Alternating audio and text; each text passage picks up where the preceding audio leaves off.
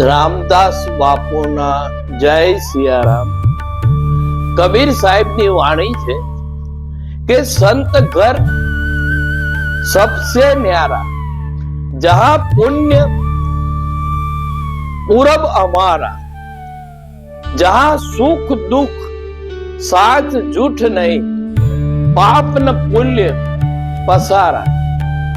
કબીર સાહેબ કહે છે કે સાધુનું ઘર એવું હોય છે કે ત્યાં નથી સુખ હોતું કે નથી દુઃખ હોતું, નથી સત્ય હોતું કે નથી અસત્ય હોતું. આ બંનેથી પર હોય છે. સાધુ જે હોય છે નથી એનામાં સુખની કોઈ ભાવના થતી કે નથી એનામાં કોઈ દુઃખની ભાવના જન્મતી.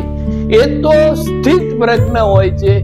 જે મારો વાલો, જે મારો ઈશ્વર, જે મારો ભગવાન કરે છે એ બરાબર છે. સુખી થાય તો આનંદમાં ના આવે અને દુઃખી થાય તો દુઃખી ન થાય. એવું ઘર જે હોય એ સંતનું ઘર છે. અને ઘરનો અર્થ રહેવા માટેનું મકાન નહીં, આ પંચ મહાભૂતોમાંથી બનેલું શરીર, એ ઘરની કબીર સાહેબ વાત કરે છે.